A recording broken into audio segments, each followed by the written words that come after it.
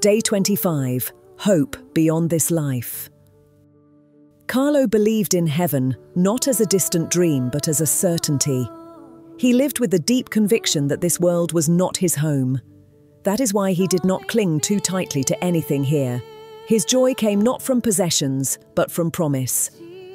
Like Carlo, may we walk this earth as pilgrims, with our hearts set on eternity. Scripture. But our citizenship is in heaven, and from it we await a Saviour, the Lord Jesus Christ. Philippians 3:20. Prayer to St. Carlo. St. Carlo, you lived on earth, but longed for heaven. Pray for us when we forget eternity. Pray for those afraid of losing control.